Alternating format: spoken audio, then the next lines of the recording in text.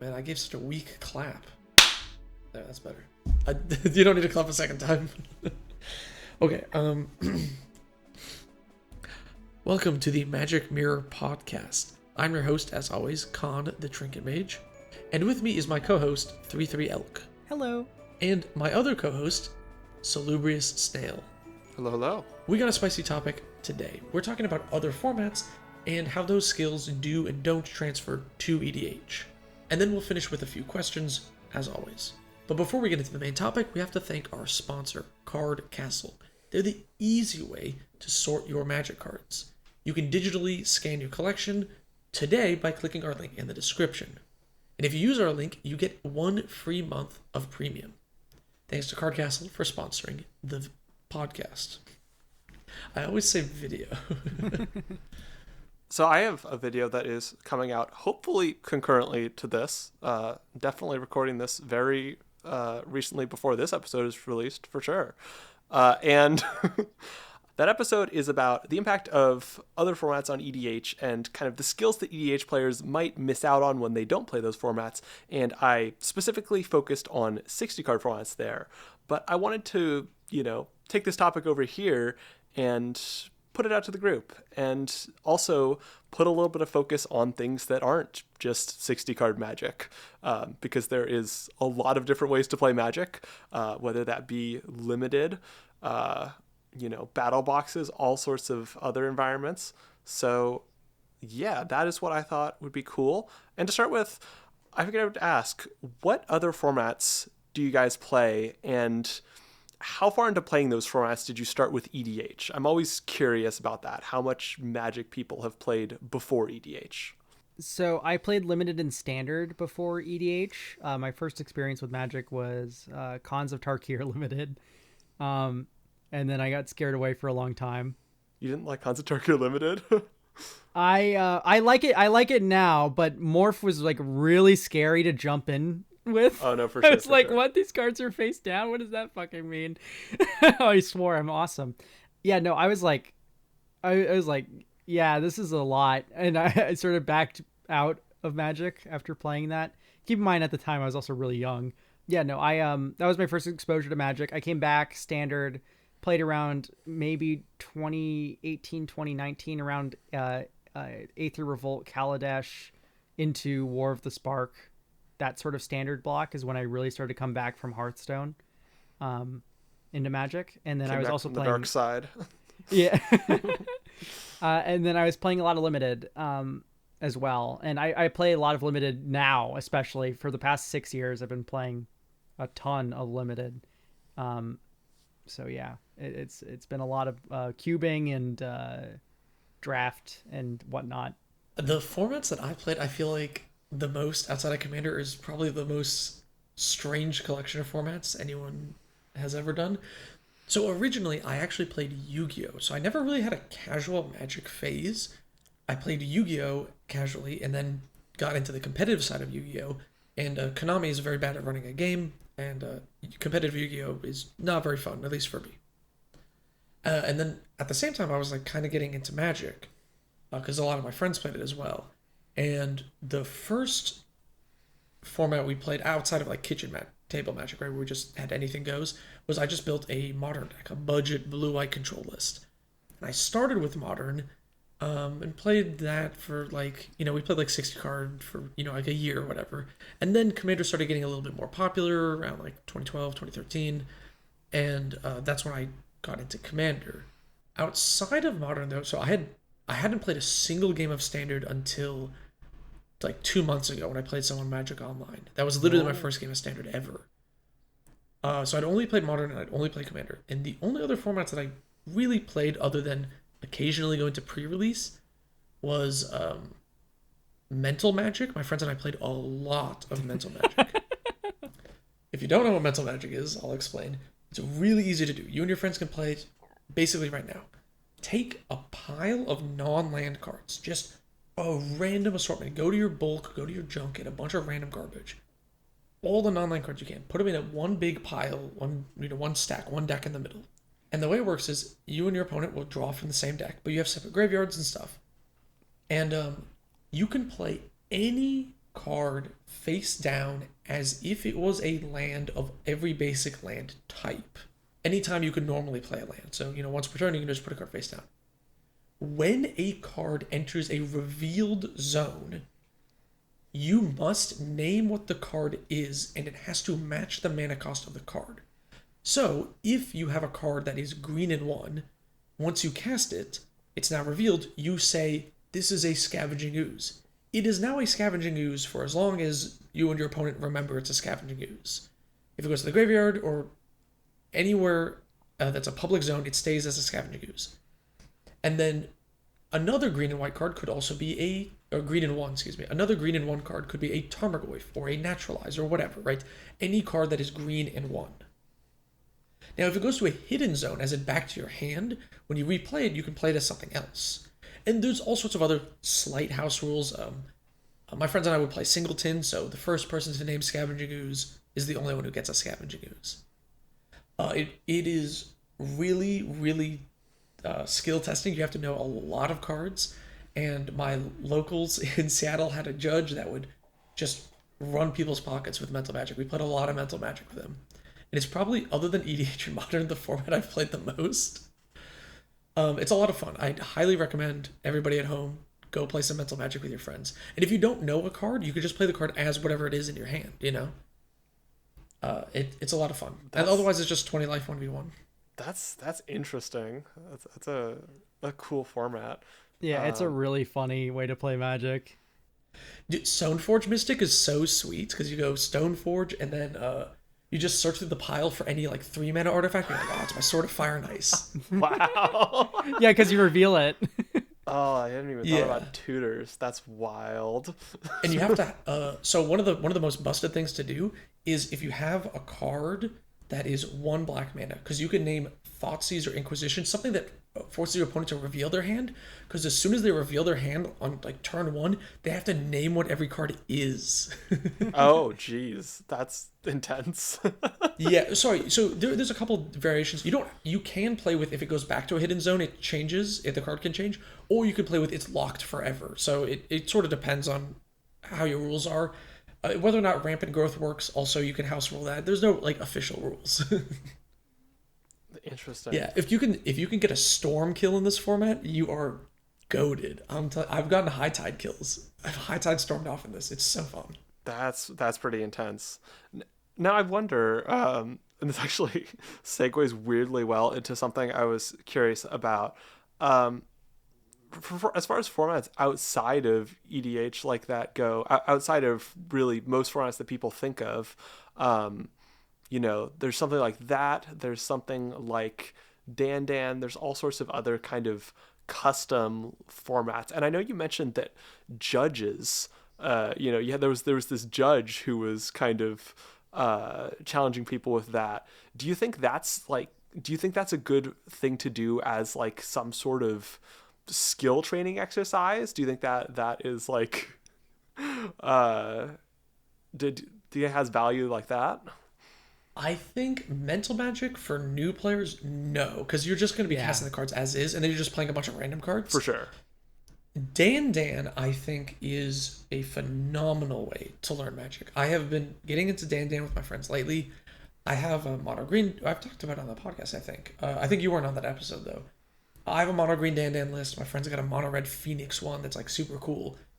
Dan, for anybody who doesn't know, it's an 80 card format where there's one deck shared between 2 players, and both players have the same graveyard. So in my friend's mono red Dan deck with Phoenixes, since you share a graveyard, it's you and your opponent self-milling and then racing to meet the requirements to reanimate the Phoenixes to your side of the battlefield. And there's so many different variations, but it teaches you about priority and thinking about what your opponent's going to draw, and so many small niche aspects, because you and your opponent have the same deck. So it's all about how you sequence and how your actual how you play the game, as opposed to your deck building. Your deck building is totally stripped away in Dan. It's all how well you can play the game. And I think that's what makes Dan the best formats to practice with and learn with. I know. Did that answer your question, or did I just go on a rant? No, that was great.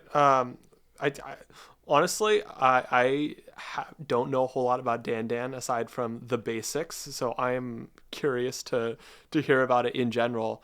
I know one thing that I know I have a weird aversion to mirror matches in general. There's something like, and this is like most apparent from my StarCraft days when I would hate those mirror matches, but Oh yeah. Oh but yeah. I know some people, myself included, have like kind of a weird aversion to not having at least a little bit of our own unique thing, or at least a little bit of like perceived control over the tools of the game.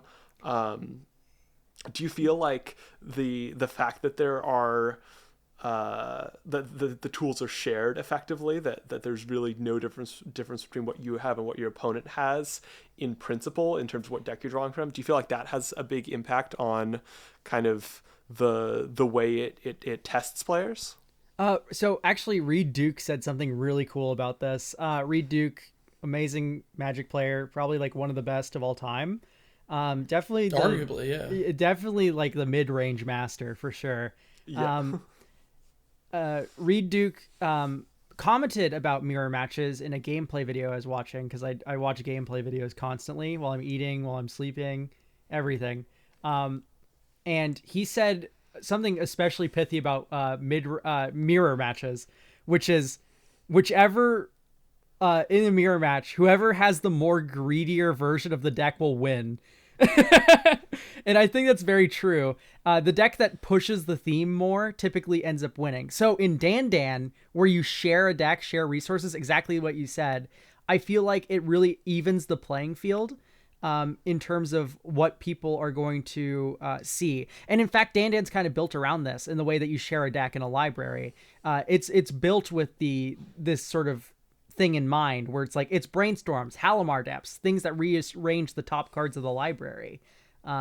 These sorts of things are hardwired into the format, which makes it a lot more enjoyable than, say, a mirror match in a standard game or what have you. Yeah, 100% agree with that. It feels different than a mirror match just because of the way the format is. It's kind of Dan Dan is very unique compared to any other format, so it's sort of hard to describe exactly why. But yeah, it's a mirror match where the both decks are equally greedy on the theme, so that there's no friction between there. The fact that it's literally the same deck removes like a potential point of friction where one deck is slightly more tuned in a certain way. One deck is slightly, you have to think about the asymmetries a little bit. Yeah, yeah. You know what? I'll send you my mono green Dan Dan list. I would recommend you pick it up and try it. I think it's like $20. It's like super cheap. Oh my! I'm curious. Yeah. Has I've never anyone seen... made a Dan Dan for Miracles? Look, you could be the first one. Legitimately, that could be so fun. I mean, isn't like conventional Dan Dan, like the blue splash red version, isn't that like a lot of top of library manipulation? Or am I misremembering? Yeah, it's all like ponders and portents and brainstorm effects. Yeah. And predict, the one that lets you mill a card. If you named the card that got milled correctly, you get to like draw extra cards or whatever. Oh yeah. It's like, yeah, it's all of those types of things. My mono green one is cycling and shuffling and putting an instant speed regrowth effects to the top of the library to mess with stuff. Yeah. That's interesting. Yeah. I saw a cool one that was all burn effects and life gain and skull. Yeah, there was a lightning helix Dan Dan. Yeah, that was super cool, where it's like skull cracks and stuff, like Boros burn mirror kind of play pattern. Yeah, it's all about like baiting the skull cracks so you don't, you can like you actually gain the life. It's very silly. There was no creatures. It was hilarious. Creatureless. do they all have like a set card that there's like 8 or 10 of? I don't remember. And then the rest are like 2s and 4s, or is it? It's like a cube. You can kind of customize it. So I have the traditional blue red Dan Dan is 10 copies of the thing itself. Yeah. I have 10 copies of my threat in mine, but my friend's Phoenix list has different Phoenixes. There's a different mix of each one. So interesting. Okay. Speaking of cube, guys, it's my favorite way to play Magic. Cube is the best way to play Magic, like, period. But I don't want to. I guess I don't want to derail the whole skills learning thing real quick. But how do you play games of cube? I own a cube. I can never get in a game with this cube. Okay, so there's a lot of methods that I've found that have worked very well. First things first, you can 1v1 with a cube. You can draft Winston. I'm not going to go into all the rules of these for brevity's sake, but Yeah. you can campfire, you can Winston draft, you can do Rochester sort of like grid drafting sort of. Those are all fine and dandy. Winston's my favorite. Campfire is pretty fun though, where you like burn a card from the pack and take one and then pass it back, and you just pass the same pack back and forth. But I found personally the best way to sort of get a cube going is to have the number of players in it. So you can do a 4-person draft with 5 packs of 9 cards. So 5 packs of 9 is less cumbersome than 15. You'll have less wheels going around, less cards that are seen repeatedly multiple times. And it still adds up to 45, which is the traditional number to get a 40 card deck. And here's the thing, with half the number of players in a typical pod, 4 instead of 8. Surprise, that's the size of a commander pod, which most people can get together pretty easily, as it turns out. So I found that 4 packs of 5, or rather, excuse me, 5 packs of 9 for 4 players is typically the best way to fire a cube for people who have issues with that sort of thing. I feel like there are a lot of cubes that are a lot bigger though. Like all of the like classic cubes that people reference are like 480, not even 480. Like most of them are like 720 or some absurd number. Yeah, they can get huge for sure. You know, they expect like 8 or 12 people. Hope you got a lot of friends. Yeah, the less people you have, the larger the variance in your pool is going to be, depending on the size of the cube. Right. For my 5 packs of 9 scenario, you should probably have about 240 cards around there, maybe 360. That would give you around 75 to 50% chance to pull any cards. Anyway, this is boring math stuff. Probably not the best for a podcast. Yeah, no, for sure. We were going to talk about how these sort of alternative formats sort of lead into skills in Commander, though. Yeah, I was going to start to push the conversation over to limited, because I feel like that's another form of alternative Magic. It's definitely one that's more closely linked than, you know, some of the more custom formats. But I'm curious, what are your thoughts on limited and how it trains both deck building as well as gameplay skills? But I guess we can start with deck building, as well as the process of kind of drafting, card evaluation, that sort of thing. What are your thoughts on how that influences somebody's kind of skills and proficiencies at deck building? So limited is invaluable and the best teacher of like deck construction and a card pool. So when it comes to deck building prowess, limited is amazing because it forces you to play outside of your comfort zone sometimes. If your favorite color is white, for instance, you can totally have a limited game where white is just not open. You see like a total of maybe 12 or so white cards in your draft, and you end up in a blue-green sort of Simic deck that you're not like really familiar with. And when it comes to having a deck like that, you see how other play patterns form.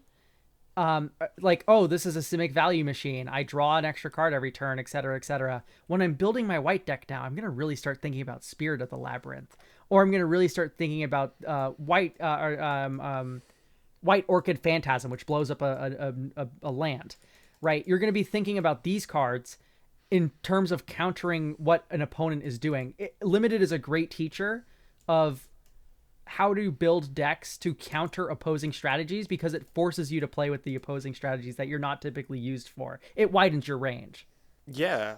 I like that point about kind of it gives you restrictions, because that's absolutely true, that, you know, a lot of times you will be forced to, you know, obviously if you're playing a sealed event, the inferior form of limited, but, you know, it's still fun. You're playing a sealed event. Obviously, your card pool is very fixed, and even if you're playing a draft, sometimes you just might not get the stuff that you want. And I find a really interesting factor being basically when you're looking at kind of the strong part of what you have, the core of what you have, and trying to sculpt your game plan around it. That's a really interesting step of the process. So I am the player who picks so much removal in draft. I will pick a pacifism every day of the week. And, my happy place is when I have, 6, 7, 8, maybe not 8, but sometimes 8 removal spells going into a game. But then there will also be the times where I don't get that. I get 5, 4, 3 sometimes. And then at that point I need to go, okay, what can I do with my game plan to function with less of this kind of thing I'm used to having? Can I speed things up? Can I deal with whatever the top end threats in this format, in this particular set is, in some other way? Can I, fly over them? Can I try and beat people down faster? I think a lot of times you get hit with a puzzle like that. Or if you get, no top end or no bottom end, you really need to figure out how to navigate that challenge.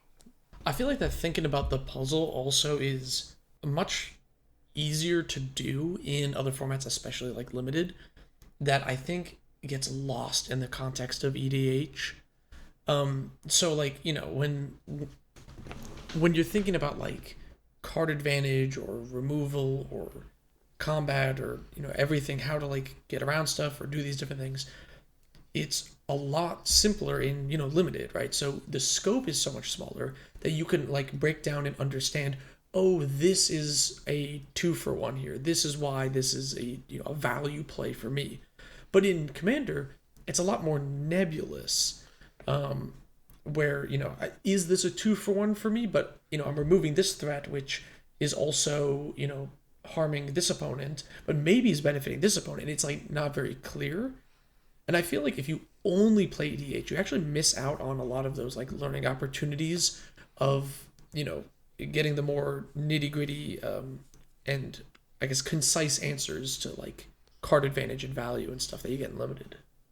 Absolutely, yeah. I think having cut and dry answers to some things is counterintuitively quite helpful sometimes, because I think in EDH there's always going to be a whole bunch of factors floating around.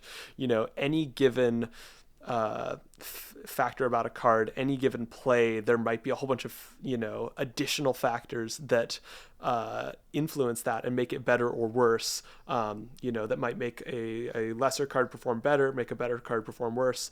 But when you're in the context of limited or another format where things are very simple, it's 1v1, decks are pretty straightforward, you kind of have to focus on what the core of things is, and that might reveal some things about cards and play patterns that are easy to kind of get lost in the mist of EDH.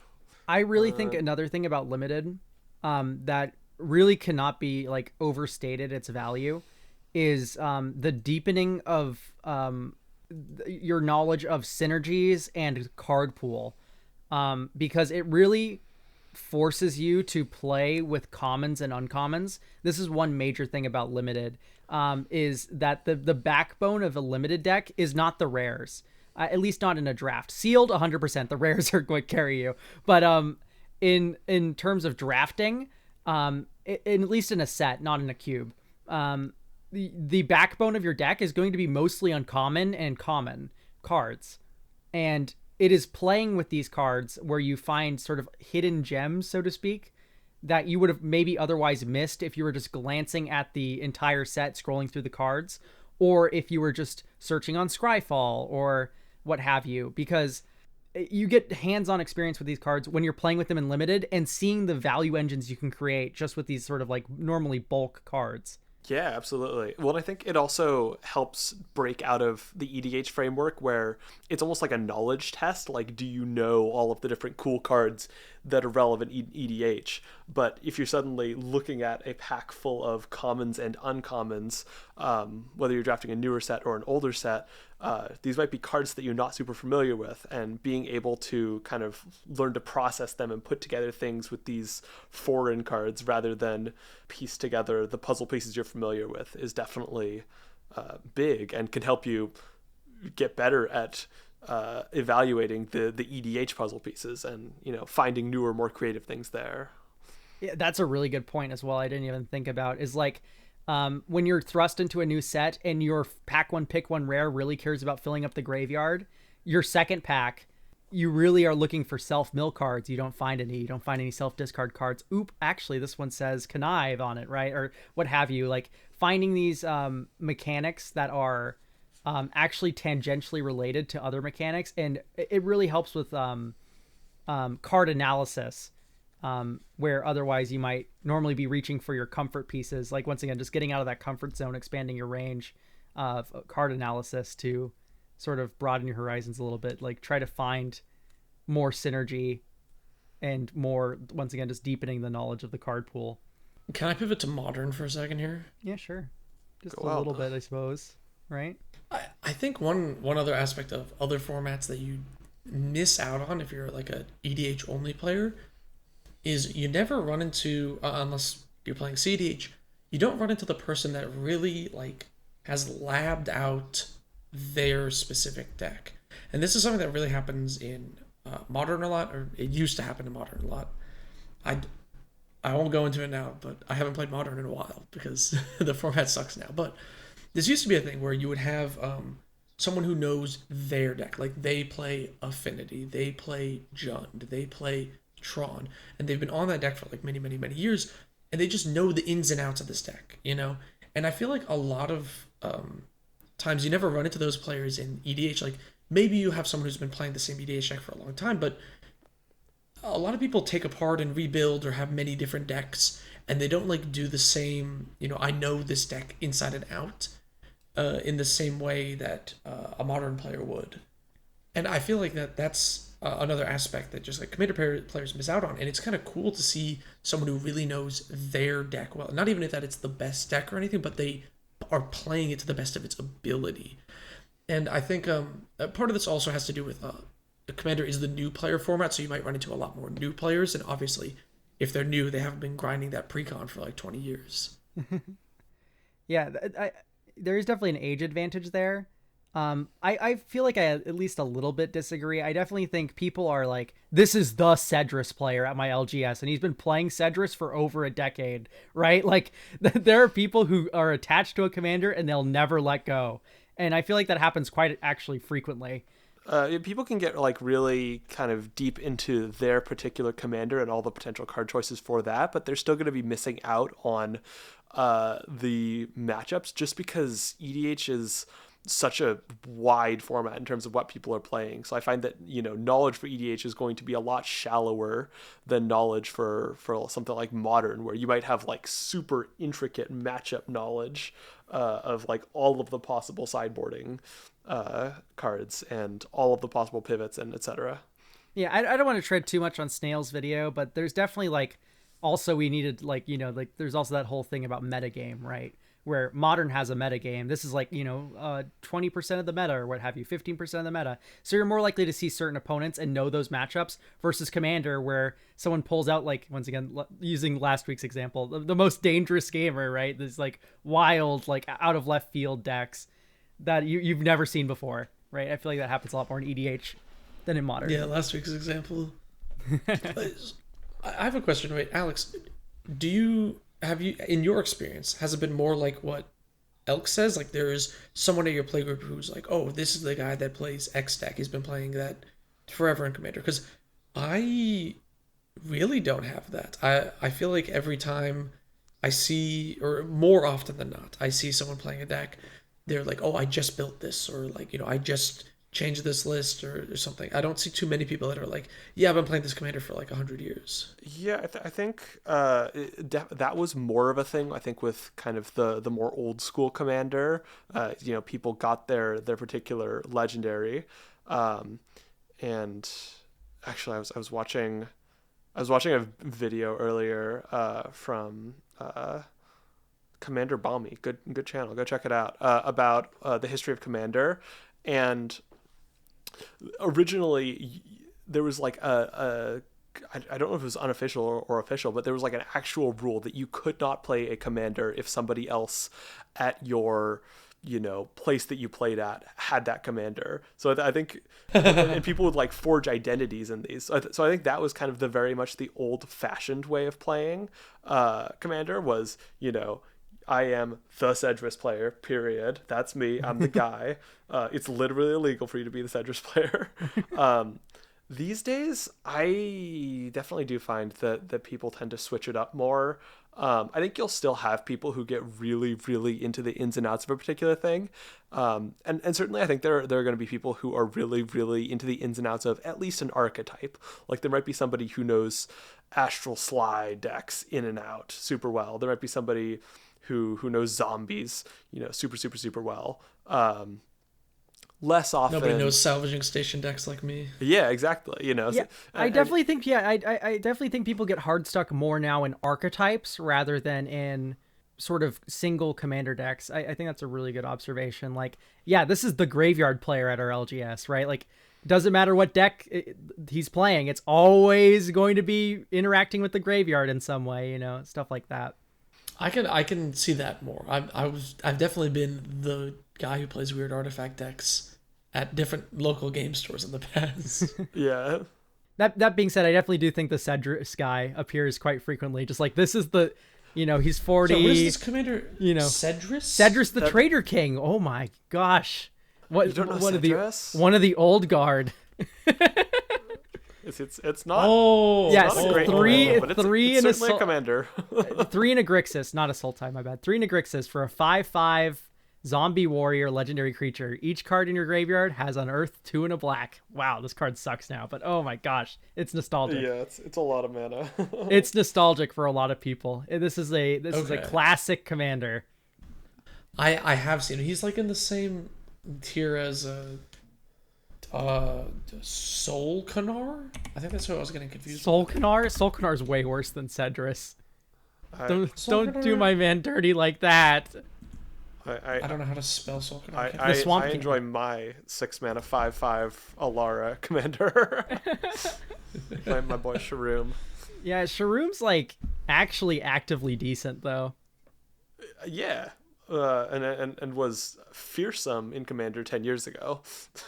Yeah. I mean, Sharoom's has aged better. I feel like Sharoom definitely has like a bit of a Teysa Karlov Panharmonicon sort of thing where the card never really goes out of style because it scales with the power level of cards. Like Portal to Phyrexia, right, is a really broken artifact to get into play.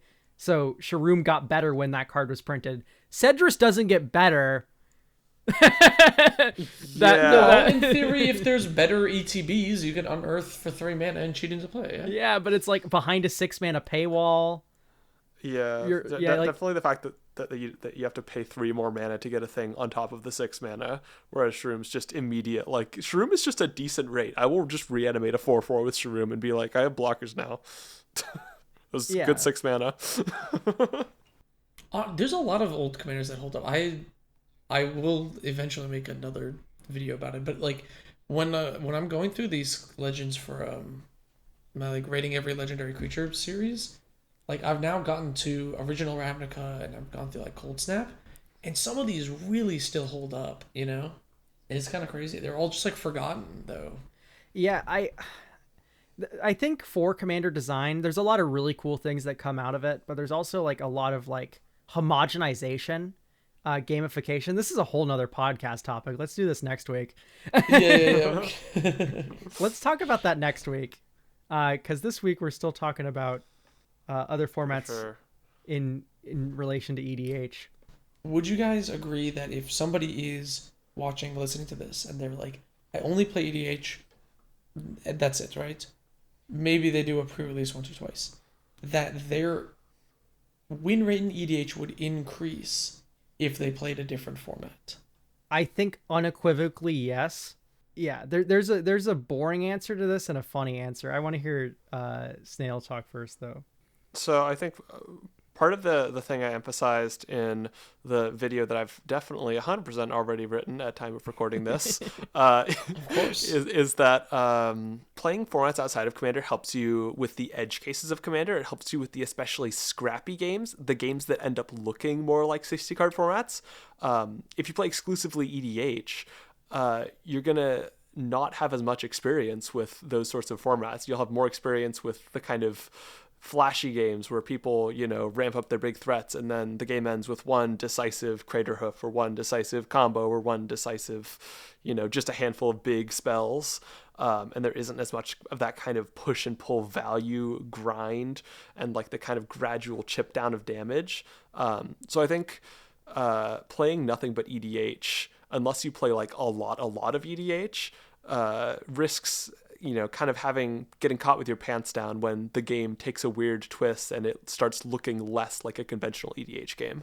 Yeah, I think I alluded to having a fun answer and a more boring answer. The more boring answer is the more Magic you play, the better you are at Magic. The more flavors of Magic you play, the more time you put into the game, the better you're going to be. Like, this is just like obvious advice. The more fun, in-depth answer though is really, honestly, EDH is such a small window into Magic, and you are very much stunting yourself, I feel, just playing EDH. I feel a lot of people get too invested in Commander sometimes, and don't let this be, you shouldn't take Commander games seriously. CEDH exists. It's very valid as a format. It's or not as a format, but as a sort of piece of the format. What I mean to say is, if you feel burnt out about Commander, salty, bitter after a game, you're sort of like, man, I'm really not finding this fun. You should try maybe pouring your competitive energy into a 1v1 format, where there's less sort of factors in play. There's not 3 opponents. There's only 1.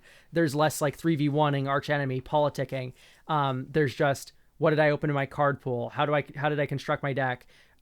Whenever you make a misplay or you lose a game, it's 100% because it was on you or because of some sort of variance, right? The variance is just hard baked into any form of Commander, or in any form of Magic. But in Commander, it's extra prevalent. And you'll find that you'll have a lot more joy in casual Commander when it's like, okay, I'm getting my fix here of this strategy that I always wanted to make work, but I couldn't do in Commander. And in Commander, I can more explore these sort of fun sort of routes that I couldn't experience here. Anyway, long story short, bring it into a concise point because I don't have this any pre-written, so I'm rambling. Commander is just a small piece of the Magic pie. And if you like pie, you should probably eat more of it. I think that in Commander, it's harder to see your mistakes because your actions are 1/4 of the game instead of 1/2 of the game. A lot of players in Commander, they play with other new players in Commander, and I feel like it can be not impossible, but more difficult to learn if you're just playing in a very small Commander group with other players who are also new to the game, and you make a lot of the same mistakes, and it's hard to recognize those mistakes. Whereas in a 1v1 format, you'll see your mistakes a lot more obviously, and you can learn from them, I think, a lot more effectively. I was actually talking to Aspiring Spike, and he had something very nice to say about Commander. It's that 60 card formats are actually very intimidating for a lot of players because they require a lot of mastery to brew in. Most people just get their deck list off online rather, and sort of go to the meta to find a deck that they want to play, versus brewing their own sort of deck. And it's because these formats require a lot of mastery. It is very intimidating to brew in Modern because you're 2 decades behind everyone else, and the meta game is a lot more cutthroat. Finding cards from the past that aren't MH3, right, that are printed directly to Modern, that aren't like Xeroxes of each other. Finding cards from the past to bring into the present is very hard to do unless you're really dialed into the format and how intense it is, how cutthroat it is, how efficient it is. And Commander is really a space that is cherished because it's not that. You don't need this mastery to have a good game of Commander. You can build a deck around, whatever you want. And because the format doesn't require this mastery of you, it actually is a way more approachable format.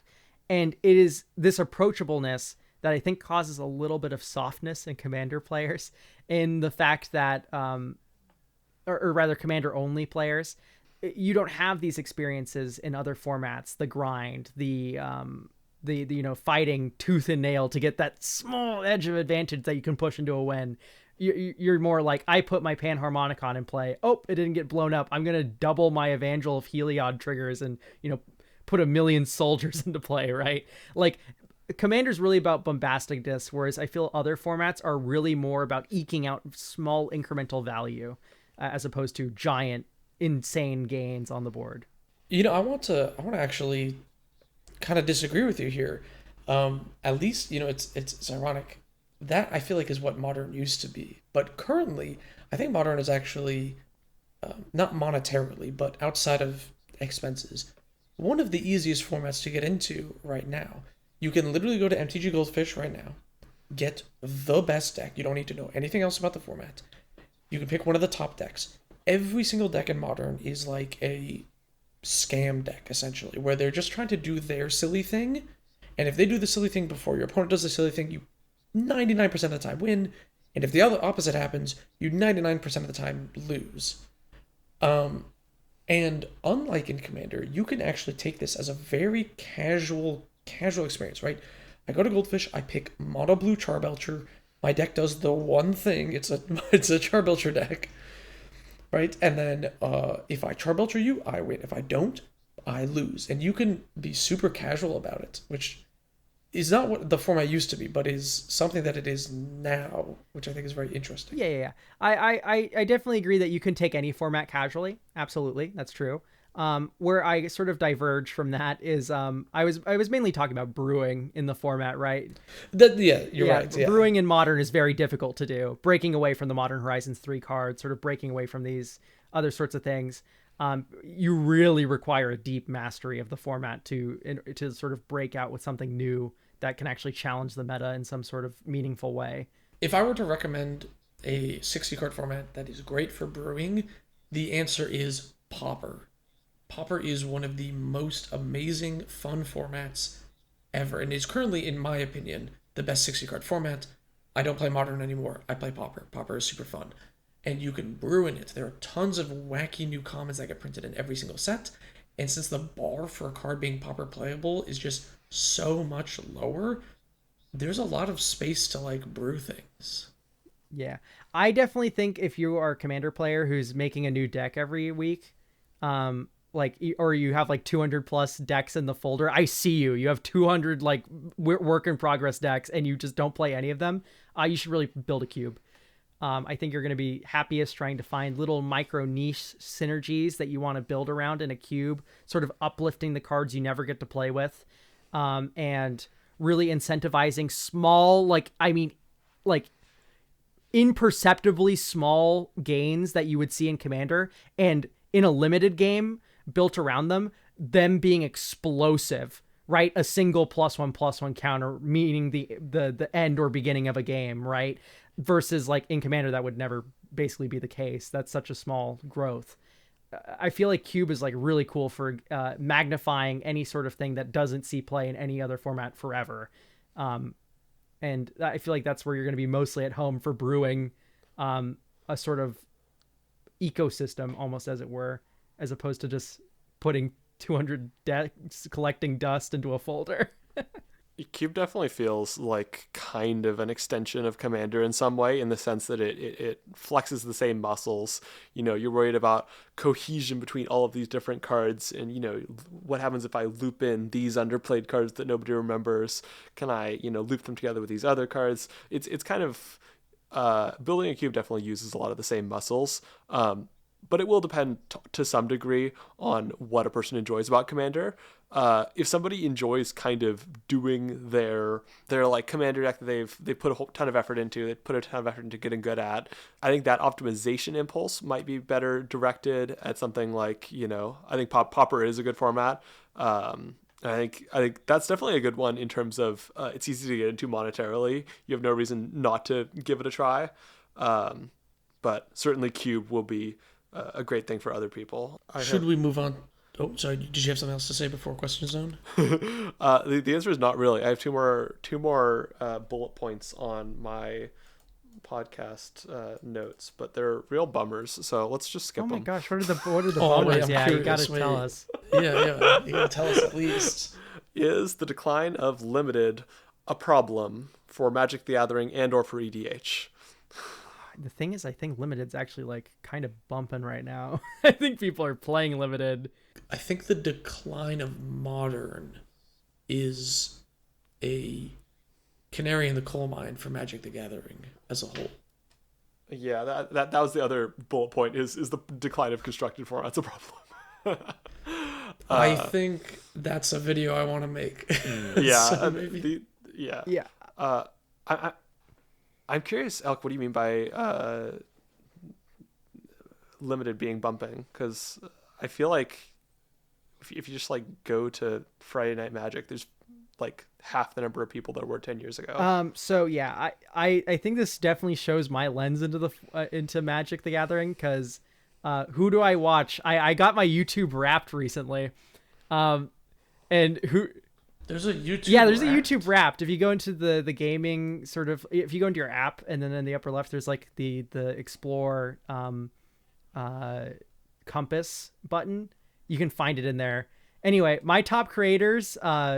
Number 2 is Luis Scott Vargas, who plays exclusively Cube.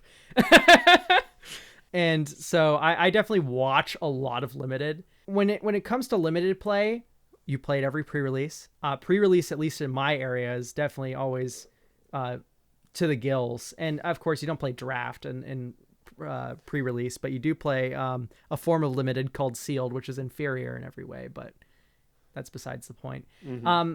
Drafting for fun, I definitely don't see often, but I definitely see cubing for fun. And so people aren't really like breaking open boxes per se, but they're definitely cubing. There's CubeCon.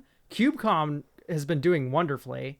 People, at least in my sphere, tweet about it all the time. Of course, I also am in a little bit of an echo chamber where I follow a bunch of limited creators and limited players, right, who play Cube often because I like Cube. So it's kind of like self-referential. There's a lot of people I see that are like, oh man, I can never play limited. I can never find people to play Cube with me. And it's really like, you got to spearhead this if you want to see it in the world. You're the one who needs to get the collective together to actually start playing limited or to start playing Commander. If you don't see it, you just can't expect it to come to you. Yeah. It's sort of shaping your group.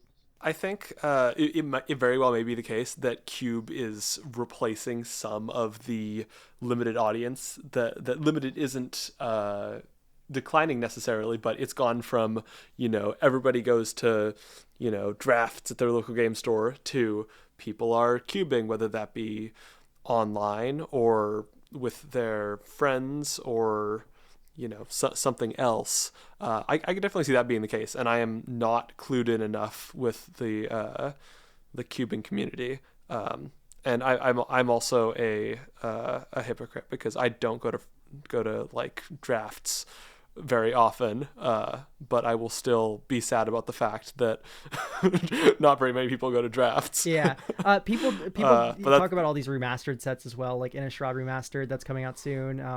Time Spiral Remastered, like, oh, it's a reprint set. That's what I hear a lot. They don't think, oh, this is a drafting experience, right? Yeah, I played Time Spiral Remastered. I did that limited at my game store. We all played draft on my good friend Thomas's dime. He bought a box. It was really fun. Do we want to move on to the question zone? Absolutely. Yes, we can. Question zone. So for the question zone, if you want to leave us a question, put the word question zone in it in the YouTube comments. It helps us find it. Additionally, you can leave questions on Spotify, and we'll get to them there. Also, you can tweet at Elk or I. Links to those are in the description of this video. You can also come into my house and whisper questions in my ear. Yeah, if you can triangulate Alex's location and figure out where he is and ask him a question, we'll answer it on the podcast. Someone's gonna do that eventually. Terrifying. I also want to mention for this question zone, we are getting questions from the Mauled episode 2 weeks ago, not last week's episode, because we're recording these back to back due to holidays and travel and such. Yes. We will get to those other questions next week. Question zone: what are your Commander pet peeves? Or to put it another way, what are things that get printed on potential commanders that grind your gears? I thought this was kind of an interesting question to break up into two. Do you want to? This can be up to you. Would you want to answer like pet peeves in terms of what Wizards prints, or pet peeves in terms of what players do? I definitely think the intent of the question is for us to sort of critique Wizards' designs a little bit, but I will also not turn down the opportunity to complain about my opponents. First and foremost, the thing that really makes me annoyed at an opponent when they don't value the time of the table. And this is more than anything, like you can play a Ristic Study against me. I won't get too mad about it or anything. But when you build a deck that's specifically like, I'm going to show and tell Omniscience into play, and you're going to watch me play toys for like 20 minutes, that's where I'm like, all right, listen, where'd you think, like, what planet are you from that you thought this deck was going to be fun? Like, it's definitely fun for the person piloting the Omniscience pile, right? Ooh, I'm digging. But it's not fun to play against. And I feel like that's one major thing that a lot of people don't think about with a commander deck is this as fun to play against as it is to play? The casual nature of commander makes it so that you need to make sure that you have a deck that's actually at least has a little bit of play, and has a little bit of like interaction points, because if you don't, no one wants to play against you anymore.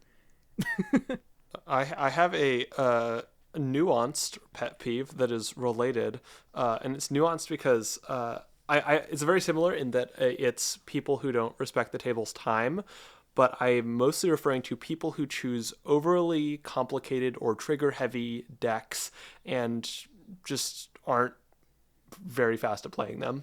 They haven't goldfished it a lot, clearly. And I struggle with this because I feel like it's always the balance of how do I be the correct level of annoyed at this? Because I want to give people space to try new things and to, not necessarily be the fastest gamer in the universe. Right, you don't want to rush little Timmy when they built their first Storm deck. Yeah, but also if you're playing the fiddliest deck in the universe and you're just clearly not fast at all at playing fiddly decks, like I get a little bit bothered inside. I think I get annoyed when player hypes up their deck and then their deck is really lame and boring. This is really specific and it doesn't happen that often. But I've had, I don't know, maybe it's just bad luck with some people at different stores or whatever, and they're like, yeah, this deck's pretty crazy. Your mind's gonna be blown, and it's like Dragon with dragons in it, or just like the most normal artifact deck. It's such a weird thing to do, I feel like. To like hype up your deck and then have it just be like, I think these are just the top EDH rec cards. I'm really happy you called out Dragon players. There definitely is a type. No hates at anyone playing the Dragon. Like that's just the one that I've run into the most. This deck is crazy, and then it's just the same pile of 15 dragons. I love you, Dragon players. We all deserve our breakfast decks. But it happens with like. It happens with a lot of those really popular commanders, though. Like Lathril is very much the same. Urza's very much the same. Edgar Markov is very much the same. I just find it like weird that the Rule Zero conversation is like, yeah, my deck is insane, either like in power level or like it does crazy things. But the crazy thing is just like I put a lot of the type on the board, whether it's artifacts or vampires or whatever. I think it's just such a strange phenomenon. It kind of like annoys me. We now need to move into the design aspect of this question. And I feel like the easy answer is any commander that feeds itself is such stupid. You stole my answer. Yeah, it's just such stupid, like, boring design. Like, oh, this commander, I think the new Tiny Bones is like the perfect example for me. I'll pull it up right here. Oh my god. You are like... This man is like yoinking the words out of my mouth. Yeah, Tiny Bones. Tiny Bones Bauble Burglar, the new one. Oh, yeah. Yeah, so 1 in a black for a 1/3. Whenever an opponent discards a card, exile it from their graveyard with a stash counter on it. During your turn, you may play cards you don't own with stash counters on them from exile. and mana of any type may be spent to cast those spells. What a cool what a cool card. You think it would end there, right? No. Here's how like by the way, this is how irrational my anger is with this sort of thing. Is this activated ability sucks and I don't care. It's just so boring to me that they had to put it on there. No, it doesn't suck. It's a siphon mind every turn. Okay, pause. It's not a siphon mind. It is worse than a siphon mind by a lot. But anyway, 3 and a black, tap. Each opponent discards a card, activate only as a sorcery. That is the last line of 2 lines of text on Tiny Bones.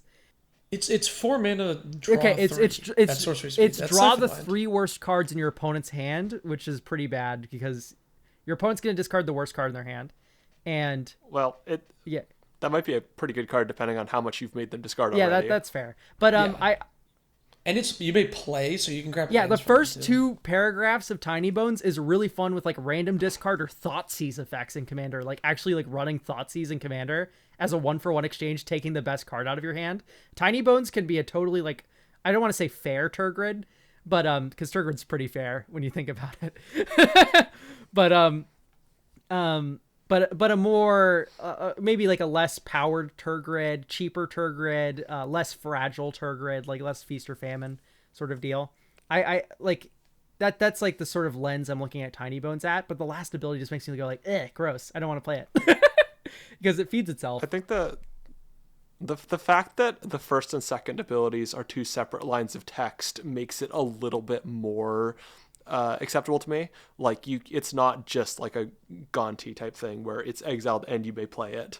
The fact that the it being exiled and it being playable are disconnected, and that if Tiny Bones leaves, you'll need to play him again, I think makes that a little bit more acceptable as a design for me. But I definitely still get it, and I don't love cards that clearly have a little bit too much like training wheels on them in terms of you want training wheels. Themselves. I think the ugliest card ever printed is Balin the Haymaker. I don't even think this card is that good, by the way, but it's so mind numbing that this card got printed, in my opinion. No offense if you play Balin. Yeah, but at least I actually disagree, because this isn't the Tiny Bones problem. The problem with Tiny Bones to me is like, if I played Tiny Bones and I had no ways to cause my opponents to discard cards in my entire deck, like if it's just Tiny Bones and 99 Swamps, I could still cause people to discard cards and use the all of his effects, right? Because he does all of the things. Balin, like, I have to make tokens. She doesn't make tokens. Balin right? Can tap 2 untapped tokens to add 1 mana, can tap 3 untapped tokens to draw a card, or can tap 4 untapped tokens to put 3 counters on Balin, and it gains trample until end of turn. The thing is that making tokens, you don't have to, like, that's not a hoop. Especially in Naya. The objectionable thing about Balin to me is that it does everything. Like, all you have to do is make tokens, and then once you have tokens, Balin does literally everything else. Makes mana, draws you cards, and finishes the game. All in one card. All you need is tokens on the board. Yeah. Yeah, so that I agree. I agree it's lame for that reason, yeah. Yeah, so that's also, I was talking with people on my Patreon channel, my Discord server, that about some commanders with this design, and Slimefoot and Squee enables themselves to a weird degree. Like, you get a Saproling when it enters or attacks, and then you basically, like, you don't really need to run Saprolings in your deck. You need to, sacrifice a Saproling with it in the graveyard to bring it back, but then it immediately makes another one. So that's a weird design to me, where like I don't even understand why I don't get what they're going for there. It's like so easy to enable itself. Like it almost, you could literally make it create a rock token that doesn't exist in any other card type in the game, and the card wouldn't be that changed, aside from being a little bit worse when board wipes happen. Yeah, I totally agree. I think that these kind of commanders are the least interesting, where it's just too easy to get your synergy online, Yeah, man, like there's a lot of commanders where it's just like it's really just, they're boring. And I want to definitely say that having a boring commander deck doesn't make you like a bad person or like less of a Magic player. I run Iara, life gain, like devotion drain. That's not an interesting deck at all. I just like it. You coined the term dessert decks, Snail. I like that a lot. Where it's like, yeah, this deck isn't that unique. It's not that, interesting, but it does something that I like to do in Commander and I can't really do in any other format. Like, where do you see Grey Merchant of Asphodel? Yeah. Right? Like, it's only in Commander. In Pauper? Yeah, that's true, in Pauper a little bit. But Hey, I played during Mono Black Standard. That card was a menace. Yeah, Grey Merchant of Asphodel, the format you think of is Commander. There's not really a lot of other formats that use Grey Merchant to any sort of effect, besides, of course, Pauper a little bit. But it's very fringe, even there. So if I want to play with Grey Merchant, I want to have that experience, I have to do it through Commander. Krenko, perfect example of a deck that is boring, kind of objectively, right? I tap, I make Goblin, tap, make Goblin. But the thing is like, what other format is Krenko good in? There's none. If you want the Krenko experience, you're going to be playing him in Commander, and that's totally fine. That needs a home. That's great. I'm not critiquing that at all. It's just more like that we get more interesting designs and less, self-enablers, like we were saying. But it's totally cool if you have one of these decks. I feel like we used to get a lot of really cool, like where like legends felt really unique, and I wonder if this is part of like we just get so many legends, so there's a lot more overlap these days. But like, when I'm thinking of like old school commanders, I'm thinking of like Shattergang Brothers. Oh yeah, Shattergang Brothers like wants you to do something, right? You want to play things that are multiple types so you can get the value from it. And how you did that would vary from like player to player, but the commander pointed you in a direction. It didn't do the thing that it asked for as well. Yeah, I liked a lot of the design of older commanders where it's just like, or older legendary creatures, because keep in mind Wizards wasn't thinking them as commanders at the time. It was just Commander was this little format. Well, CJ and Commander is Shattergang Brothers is from Commander 2013. I was thinking more like Farrakha, stuff like this, right? Like, yeah. Wizards wasn't like, ooh, this needs to be a good commander. It was like more like, oh, let's make a fun game piece that fits in our limited format and standard. And then it's like, ooh, cool. Let's build around this card or as a commander deck. And that's sort of the scrappiness that Commander has lost. Once again, this is a podcast episode for a different time, but yeah. Yeah, we'll put a pin in that. Was old Commander better or something? We can do that. True. My pet peeve of design. We haven't even gotten to that. Oh, yeah, I almost forgot about the question. Is cards with too much goddamn text on them. And actually, this is an example where I was quite happy with Foundations because it did an excellent job with this. It had had a lot of designs that were kind of very concise and elegant and pushed cool gameplay without being crammed with text. I know I was really happy looking at Foundations and then comparing it to M20, where they had the Cavalier cycle, the cycle of creatures that have 3 abilities on them. Yeah, in a core set. And they're not in a core set. Like that was their last core set. Actually, that was M21, but this, this was a core set recently. Yeah, I am a little bit of a Cavalier apologist, but I'll get to that a little bit later. Okay, look, I get the abilities aren't complicated. I just hate that there are so many of them. I don't. Why does it need to be like discrete abilities on entering and exiting plus a keyword? Yeah, well, that's the thing, is it's not even just a keyword. Like blue has flying, white has vigilance, green has reach, I think, and then it's like red has fire breathing. Like not menace or something. It gets fire breathing. Well, it's also creatures. It's not even like the Flame Titan. It's like creatures you control get +1/+1 and gain haste until end of turn. That's an actual factual ability. Oh, true. It fire breathes your whole team. I thought it was just for the Titan. I forgot. Yeah. It fire breathes your team and gives them haste. It gives them the haste, dude. That's insane. It's a haste enabler. I forgot about that. Yeah, I like the entering and leaving part of the Titans. They typically not the Titans. Sorry, the Cavaliers. But definitely, like, just like the red one having like this activated ability felt a little funky. Inferno Titan, didn't it have? It had fire breathing, right? Am I going crazy? Yeah, it had fire breathing for itself. It was just like normal, plain Jane fire breathing, plus 1+0 for 1 red mana. I also agree about too much text on these damn cards.